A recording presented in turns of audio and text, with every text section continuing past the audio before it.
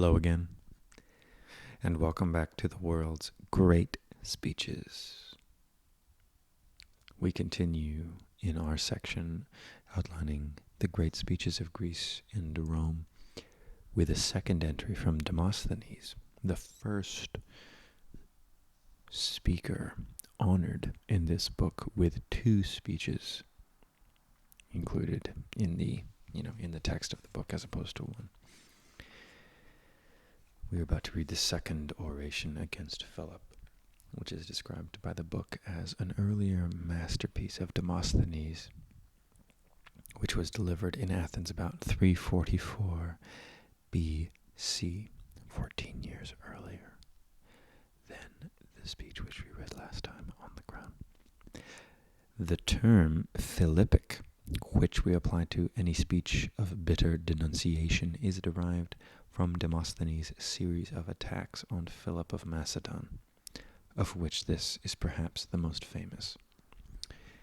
To those of you whose ears sparked some recognition at the term Philip of Macedon, he is the father of Alexander of Macedon, more commonly known as Alexander the Great.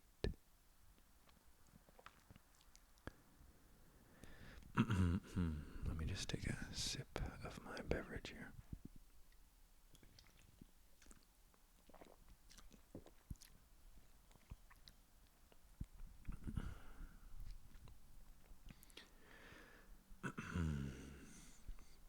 Athenians, when the hostile attempts of Philip and those outrageous violations of the peace which he is perpetually committing are at any time the subject of our debates, the speeches on your side I find humane and just, and that the sentiments of those who inveigh against Philip never fail of approbation.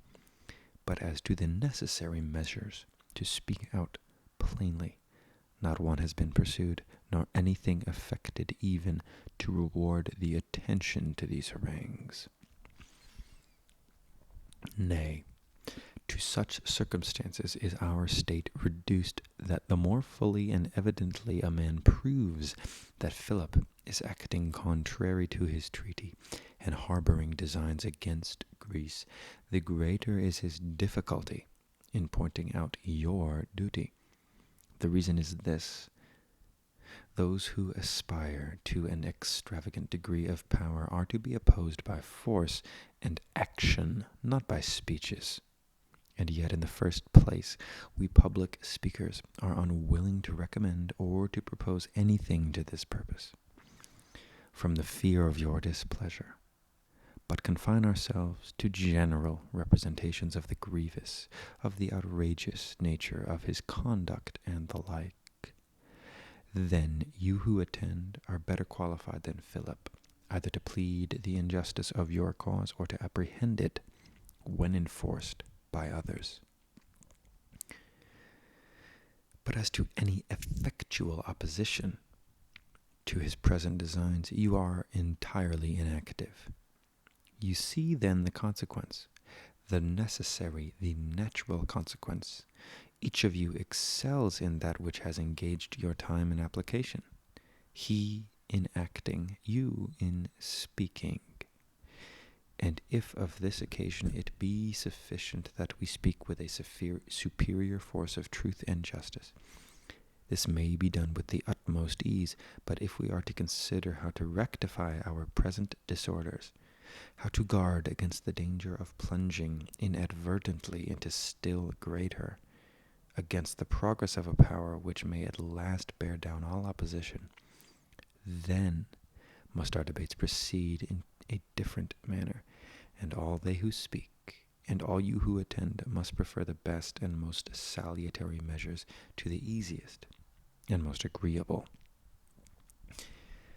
First, then, Athenians, if there be a man who feels no apprehensions at the view of Philip's power and at the extent of his conquest, who imagines that these portend no danger to the state, or that his designs are not at all against you aimed, I am amazed. and must entreat the attention of you all while I explain those reasons briefly which induce me to entertain different expectations, and to regard Philip as our real enemy, that if I appear to have looked forward with the more penetrating eye, you may join me. If they who are thus secure and confident in this man, you may yield to their direction. Okay, did we leave yesterday without paying the bill? Yes, we did. But I texted Thomas just a moment, and I'll let you know what he said. When did you realize? Thomas replied in kind. Ready? He said, "You got all the drinks free," because we knew the general manager. "I'll figure out the food costs in the morning, and you can Venmo Liam. You two were a hit with everyone. Thanks for coming. It was a great night." Okay, so he's not mad that we left. No. Cool. No, not mad at all. Hit with everybody. We were a hit. Yeah. Have a lovely night. I'll be right in. I'm just hanging out by myself for a little bit, I think. Unless you want to watch Girls later. Are you telling me that you don't want me to come back in when I'm done with this? How much do you have to do for that? It will take probably another 20, 25 minutes at least. Sounds good. And then I'll come in and we can watch some Girls. The TV show. Yeah. Yeah. I'm gonna have my piano up. We'll figure it out. It's gotta be done. Gotta be done. Pardon that intrusion, although I hope that you were able to glean some entertainment from it.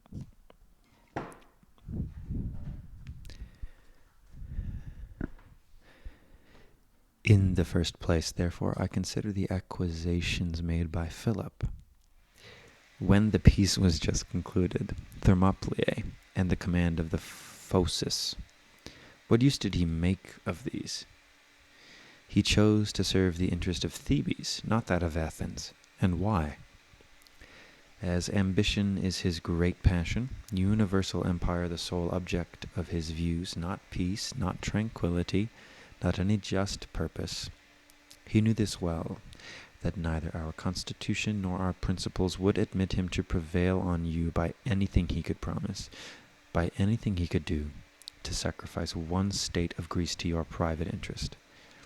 But that, as you have the due regard to justice, as you have an abhorrence of the least stain on your honor, and as you have that quick discernment which nothing can escape, the moment his attempt was made, you would oppose him with the same vigor as if you yourselves had been immediately attacked. The Thebans he supposed, and the event confirmed his opinion, would, for the sake of any private advantage, suffer him to act towards others as he pleased, and far from opposing or impeding his designs, would be ready at his command to fight on his side. From the same persuasion he now heaps his favors on the Messians and the Argians, and this reflects the greater luster on you, my countrymen, for by these proceedings you are declared the only invariable assertors to the rights of Greece, and the only persons whom no private attachment, no views of interest can seduce from their affliction to the Greeks. Due to the interruption, I will briefly summarize where we have been. Demosthenes opens by calling out enthusiastically, "Athenians!" when Philip continues to violate the peace of his terms of conduct that he promised against us.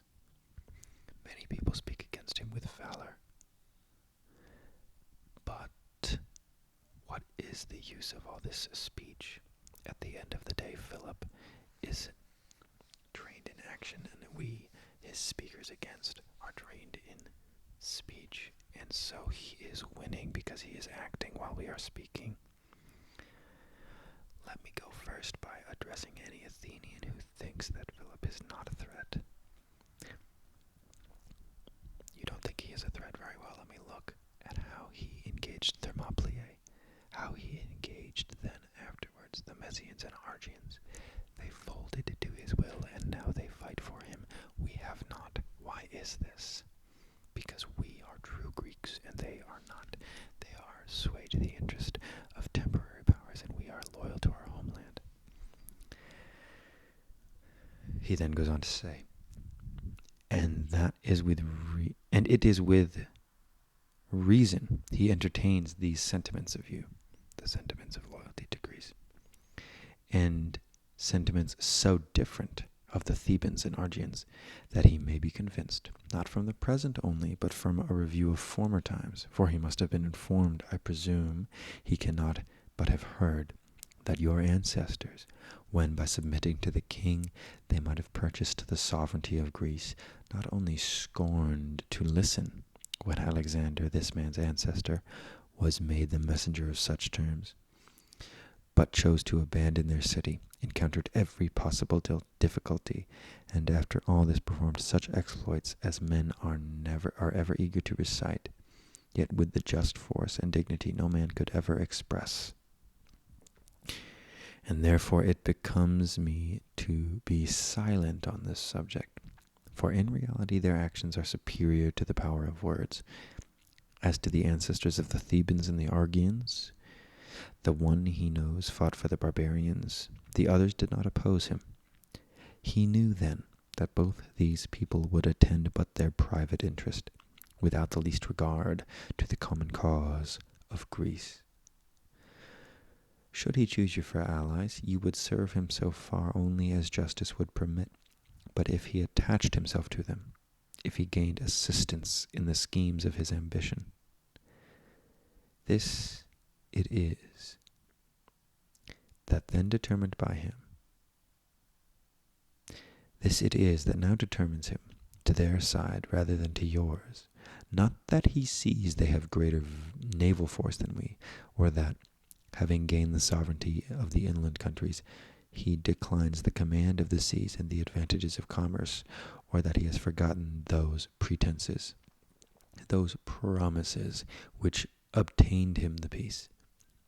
But I may be told, it is true, he did act thus, but not from ambition, or from any of those motives which I accuse him, but as he thought the cause of the Thebes more just than ours.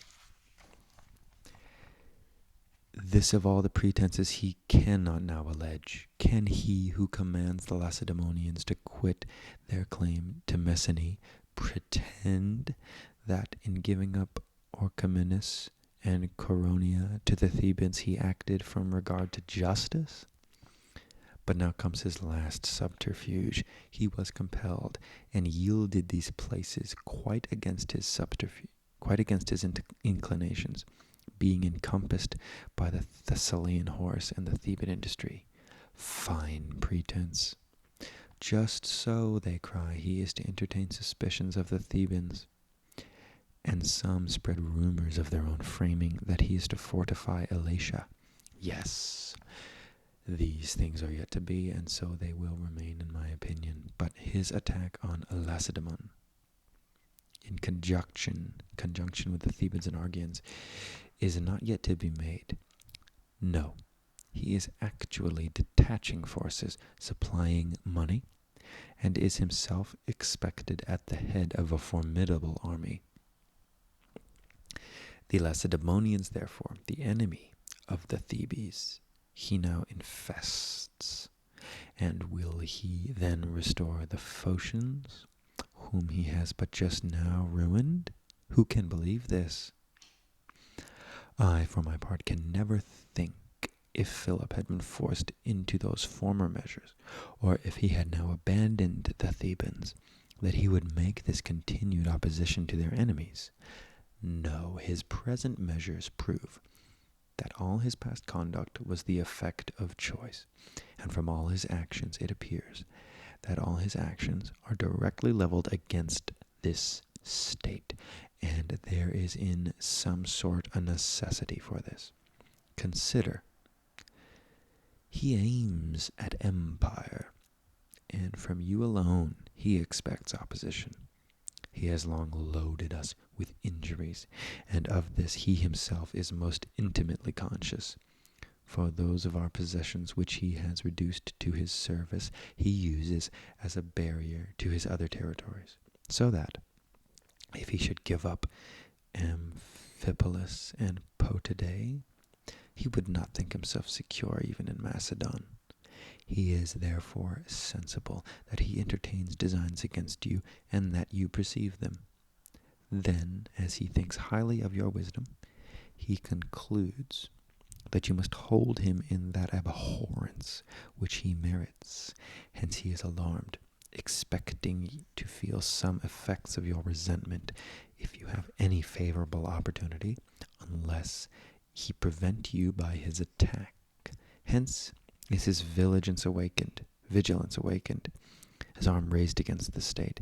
He courts some of the Thebans, and such of the Peloponnesians as have the same views as him, whom he deems too mercenary to regard anything but present interest, and too perversely stupid to foresee any consequences. And yet persons of but moderate discernment may have some manifest examples to alarm them, which I had occasion to mention to the Messenians and to the Argians. Perhaps it may be proper to repeat them here. Messenians, said I, how highly think you that the Olynthians have been offended if any man had spoken against Philip at that time when he gave them up to Anthemus, a city which the former kings of Macedon had ever claimed, when he drove out the Athenian colony and gave them Potidae, when he took all our resentment on himself, and had left them to enjoy our dominions. Did they expect to have suffered thus? Had it been foretold, would they have believed it? You cannot think it. Yet, after a short enjoyment of the territories of others, they have been forever despoiled of their own by this man. Inglorious has been their fall, not conquered only, but betrayed and sold by one another. For those intimate correspondences with the tyrants ever portend mischief to free states. Turn your eyes, said I, to the Thessalians. Think you that when he first expelled their tyrants, when he then gave them up to Nisaea and Magnesia, that they expected ever to have been subjected to those governors now imposed on them, or that the man who restored them to their seat in the Amphictyonic Council would have deprived them of their own proper revenues? Yet that such was the event, the world can testify. In like manner you now behold Philip lavishing his gifts and promises upon you. If you are wise, you will pray that he may never appear to have deceived and abused you. Various are the contrivances for the defense and the security of cities, as battlements and walls and trenches, and every other kind of fortification, all which are the effects of labor and attended with continual expense. But there is one common bulwark with which men of prudence are naturally provided, the guard and security of all people, particularly of free states, against the assaults of tyrants. What is this? Distrust.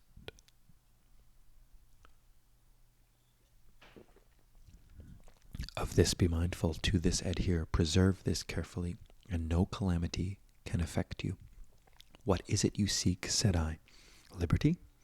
And do you not perceive that nothing can be more adverse to this than the very titles of Philip? Every monarch, every tyrant is an enemy to liberty and the opposer of laws. Will you not be careful, lest while you seek to be freed from war, you find yourself his slaves? It would be just, Athenians, to call the men before you who gave those promises which induced you to conclude the peace. For neither would I have undertaken this embassy, nor would you, I am convinced, have laid down your arms, had it been suspected that Philip would have acted thus when he obtained the peace. No. The assurances he then gave were quite different from his present actions.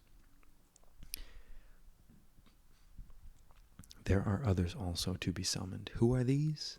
The men who, at my return from the second embassy, sent for the ratification of the treaty.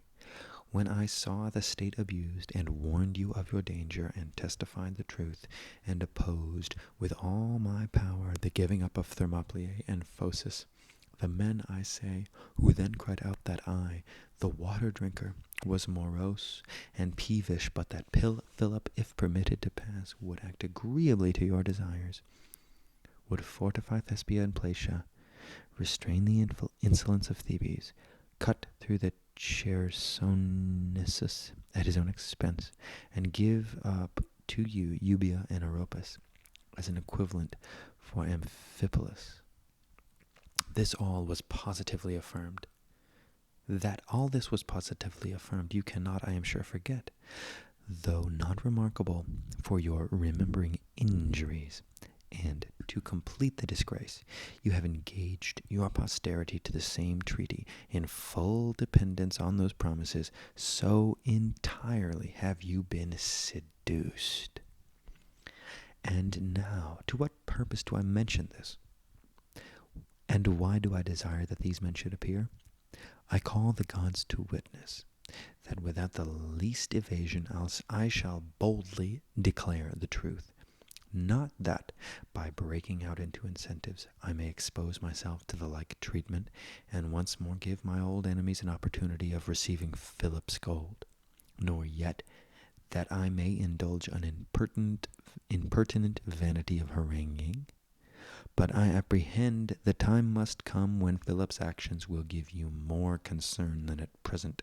His designs, I see, are ripening. I wish my apprehensions may not prove just, but I fear that time is not far off.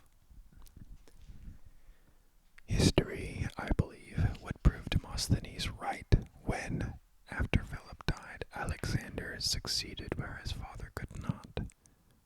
Alexander the Great, I mean. It's been revealed via this speech that Philip's father's name was also Alexander. So it goes Alexander Philip, Alexander the Great. So history did prove Demosthenes right. Alexander the Great fulfilled his father's unfulfilled ambitions, took Greece as his own, and created an empire out of what was previously not. So Demosthenes, I believe, was proven right here. And when it will no longer be in your power to disregard events, when neither mine nor any other person's information, but your own knowledge, your own senses, will assure you of the impending danger, then will your severest resentment break forth. And as your ambassadors have concealed certain things, influenced as they themselves are conscious by corruption, I fear that they who endeavor to restore what these men have ruined may feel the weight of your displeasure. For there are some, I find, who generally point their anger not at the deserving objects, but those who are most immediately at their mercy. While our affairs, therefore, remain not absolutely desperate, while it is yet in our power to debate, give me leave to remind you all of one thing, though none can be ignorant of it.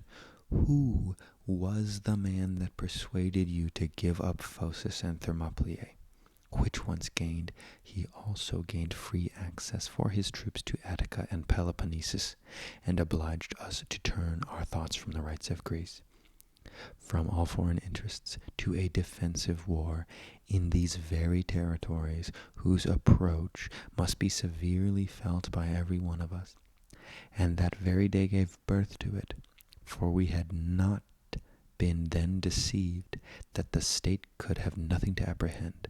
His naval power could not have been great enough to attempt Attica by sea, nor could he have passed by land through Thermopylae and Phocis. But he must have either confined himself within the bounds of injustice and lived in due observance of his treaty, or have instantly been involved in a war equal to that which obliged him to sue for peace. Thus may be sufficient to recall past actions to your view. May all the gods forbid that the event should confirm my suspicions, For I by no means desire that any man should meet even the deserved punishment of his crimes, when the whole community is in danger of being involved in his destruction.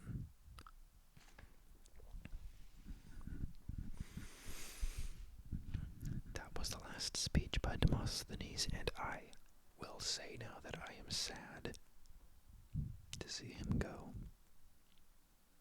He's a very passionate speaker, from what I can tell. So, on his second oration against Philip, I'm reminded of the current attitude that I share towards climate change. Many people see its mechanisms in action, but look upon it and say, well, it is the more powerful foe, so what am I really to do to oppose it? What are you to do to oppose it? Everything. It is unjust. It is not right. Just as Demosthenes makes the case in this speech that Philip's designs for Greece are for the negligence, for the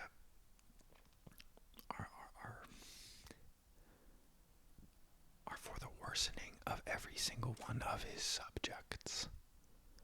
And he seeks to make subjects out of the Athenians. Do not mistake Demosthenes' claim here. He says, do not mistake me. Philip aims to make you his subjects. And the fact that you sit by so casually and claim that, oh, we should maintain this peace treaty, when in the actual event he is denying those terms and making designs against you, you have already but become his subjects. Just in the same way do I yell. Really, I don't yell at people, but like I want to yell at them. Do you not see that the first step is to take a stance against this and to live differently? And if we all succumb, because it is the harder way, then we ensure that this reality come to pass. I speak of climate change. Demosthenes speaks of Philip's conquering, and to the point of the bystanders who take no action. Philip's son did dominate all of Greece and make subjects of the Athenians in the same way that perhaps we are, doomed to suffer the effects of climate change. But the degree to which we suffer those effects is determined in part by our actions now. And so Demosthenes says, right, and these are the words that reminds me. He speaks of Philip's designs. He says, his designs I see are ripening, just like right now we see natural disasters and more people fleeing asylum and all the signs of a changing time and a changing climate. His designs, he says, I see are ripening. I wish my apprehensions may not prove just, but I fear that time is not far off. And when it will no longer be in your power to disregard events, then will your severest resentment break forth. And this is the shame. Your severest resentment should break forth now, so that events do not continue to such extremes. He pleads with the Athenians to please show some wisdom and act now to avoid the severest repercussions of what any common sense informed person would admit are the unavoidable consequences of the direction in which their society at that point was headed. They were headed towards dominion by Macedon. So I draw that parallel to my